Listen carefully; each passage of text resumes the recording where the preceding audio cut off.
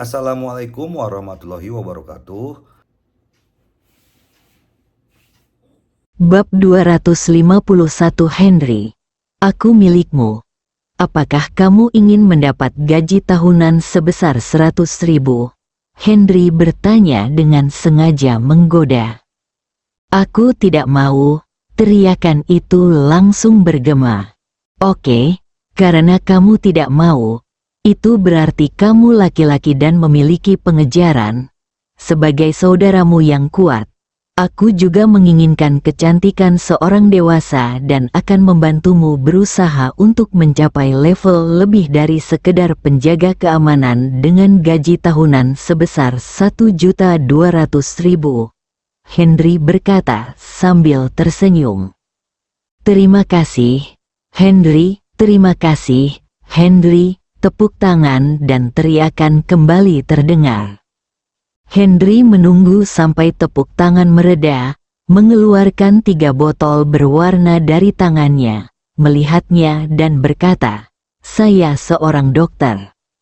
Saya telah menyiapkan obat untuk memperkuat tubuh Anda hari ini. Saya akan memberikannya kepada Anda dosis yang berbeda-beda sesuai dengan kondisi fisik Anda dalam beberapa saat. Obat dalam botol berwarna. Semakin baik kesehatan Anda, semakin kuat kemampuan Anda sekarang, semakin baik obat yang Anda minum, semakin baik kesehatan Anda, dan Anda akan mampu untuk mencapai lompatan ke depan." Begitu Henry selesai berbicara, pemandangan menjadi sunyi. Mata semua orang tertuju pada 3 botol obat. Mereka hanya punya satu ide sekarang, yaitu menjadi kuat, menjadi lebih kuat. "Henry, beri aku satu dulu. Setelah aku selesai makan, aku ingin bersaing dengan Donald. Aku tidak memikirkan uang sekarang. Aku hanya punya satu pikiran, yaitu menyiksanya sekali saja." Keluar dan berkata setelah melihat siang Donald. Matanya penuh dengan keinginan untuk menantang.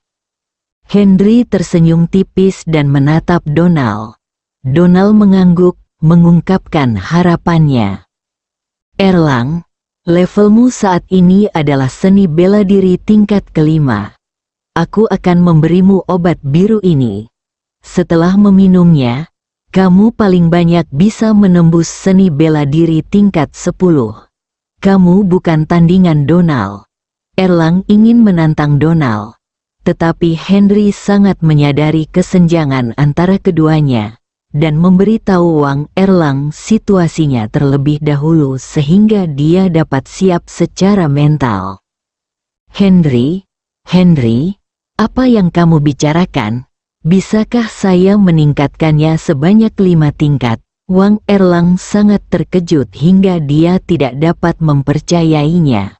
Pil ini dapat meningkatkannya sebanyak 5 tingkat. "Apakah kamu akan mencobanya?" Henry tidak menjawab, tetapi bertanya langsung.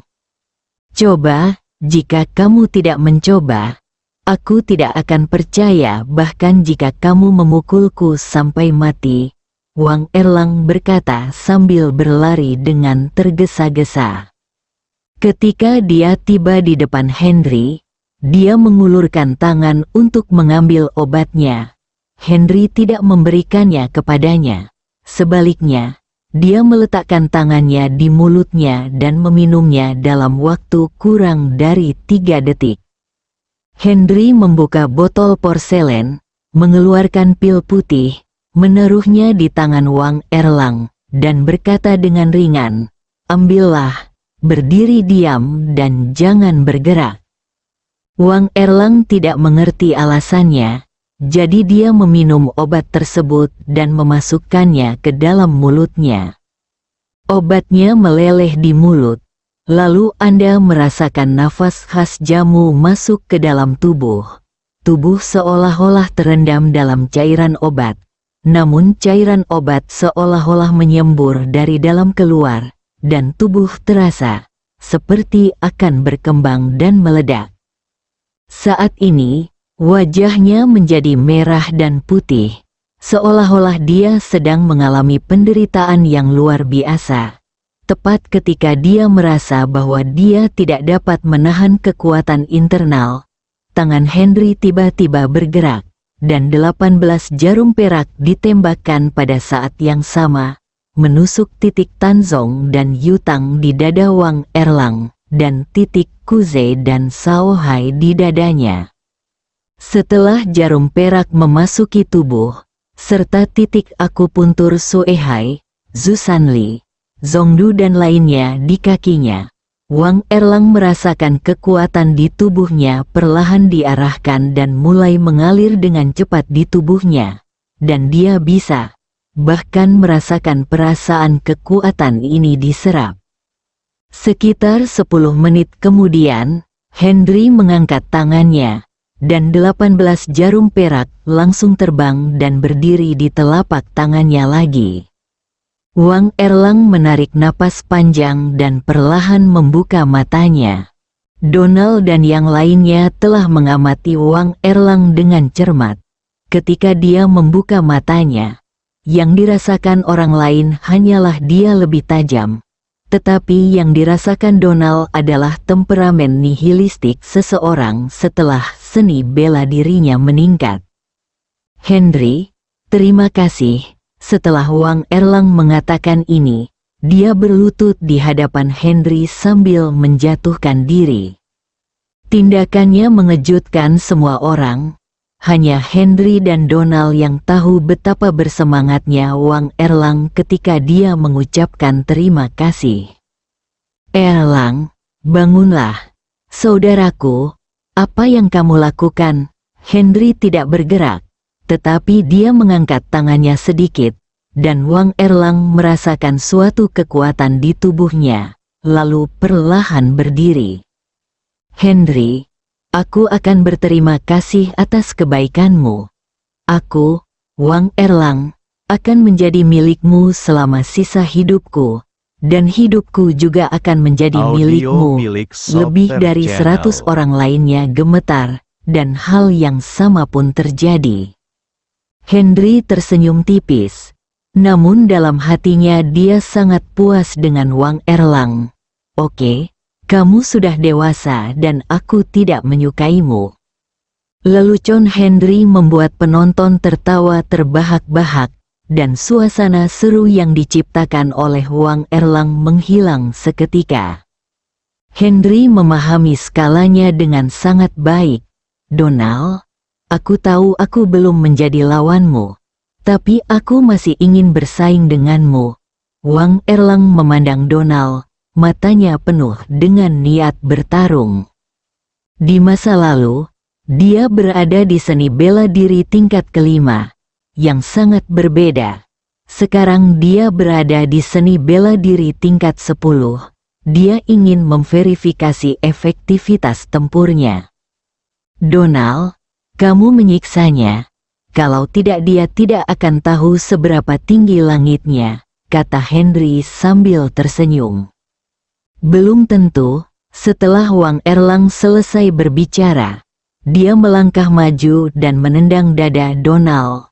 Donald bahkan tidak punya niat untuk menghindar, dan menamparnya. Tanpa diduga, tendangan Wang Erlang merupakan gerakan yang salah, dan dia tiba-tiba menariknya kembali. Saat telapak tangan Donald meleset, kakinya kembali teracung. Bruce Lee meletakkan satu kakinya di tanah dan kaki lainnya di udara, menendang 3 kali berturut-turut. Meski gerakan tendangan Wang Erlang tidak sebanding dengan Bruce Lee, namun tetap saja cukup aneh dan sulit untuk dilawan. Bagus, Donald berteriak keras, menghindar ke samping, mengulurkan tangan kirinya untuk menahan tendangan eksplosif Wang Erlang, dan dengan cepat menyodok betis Wang Erlang dengan tangan kanannya. Pria ini sangat berbahaya. Wang Erlang merasakan kakinya mati rasa, dan kemudian seluruh tubuhnya menjadi lemah. Tubuhnya jatuh bebas di udara dan jatuh ke tanah juga disusul dengan tendangan. Manusia serigala Wang Er berada di udara. Lidahnya menempel di gigi atasnya, dan dia berguling di udara untuk menghindari serangan Donald. Saat dia mendarat, dia menopang tubuhnya dengan telapak tangannya dan melayang ke udara lagi, menyapu melintasi kepala Donald. Donald juga terkejut. Kuncinya adalah gerakan Wang Erlang cepat dan ganas. Kecepatannya beberapa kali lebih cepat dari sebelumnya. Donald menindaklanjutinya dengan tendangan di udara, mengenai kaki Wang Erlang. Wang Erlang berada di udara, membalik ke belakang 2 kali, dan akhirnya mendarat di tanah. "Oke, jangan berkelahi," kata Henry sambil tersenyum.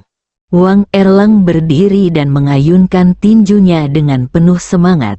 "Terakhir kali saya bergerak, saya dicengkeram kakinya dan dilempar ke tanah.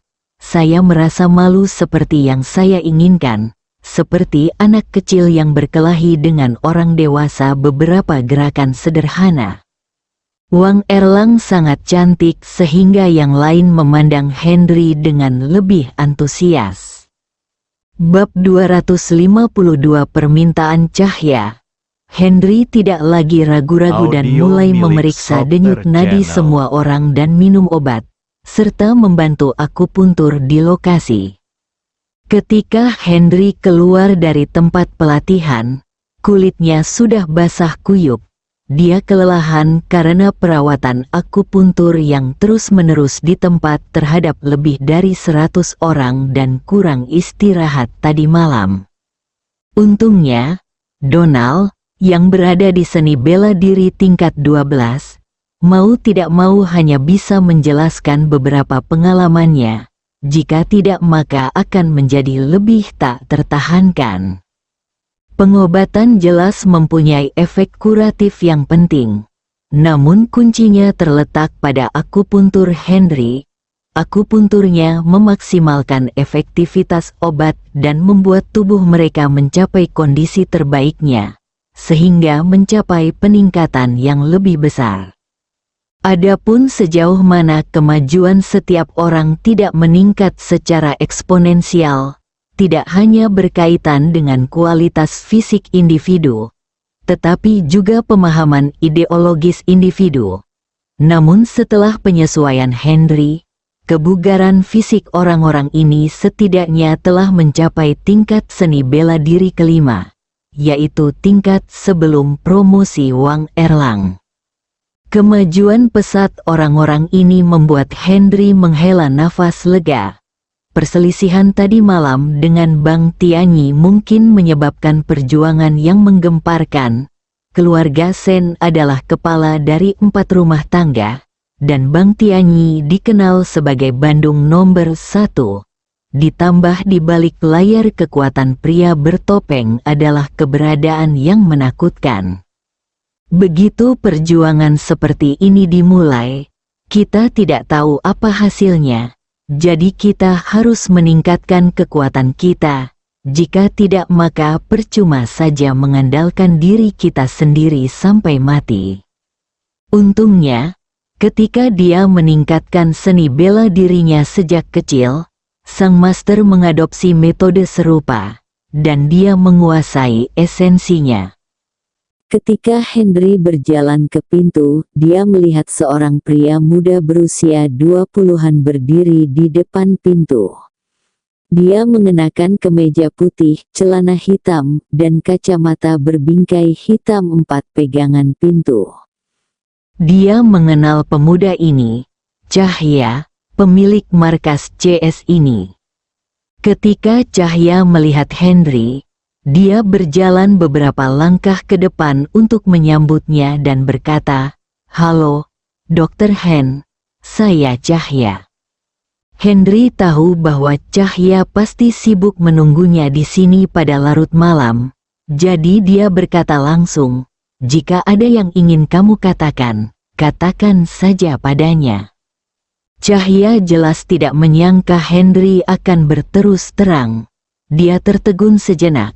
tetapi segera menyesuaikan suasana hatinya dan berkata, "Dr. Hen, saya ingin menanyakan dua hal kepada Anda." Henry mendengar bahwa dia meminta dua hal.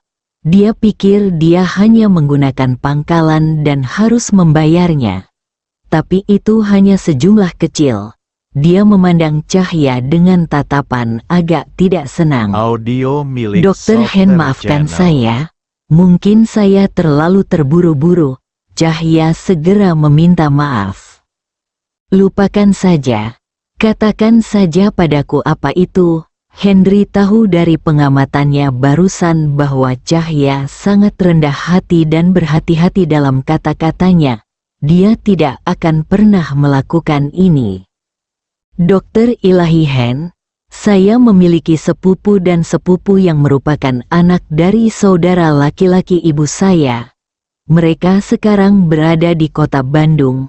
Sepupu saya sakit parah di tempat tidur dan nyawanya dalam bahaya. Saya ingin meminta Dokter Ilahi Lin untuk membantu pengobatannya. Saya ingin tahu apakah saya setuju. Setelah Cahya selesai berbicara, matanya penuh dengan harapan.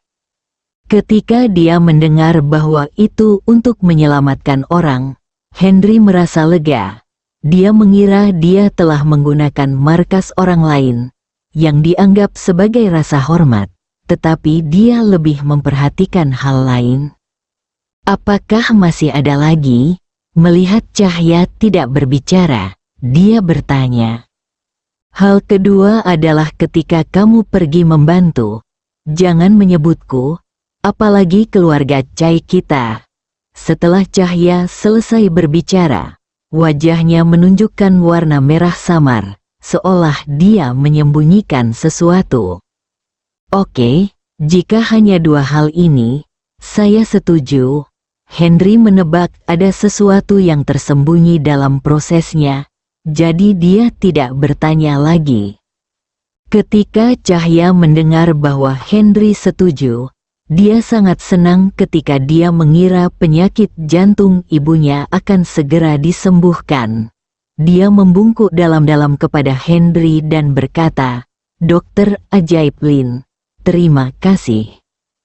Henry melambaikan tangannya dan berkata, "Tidak.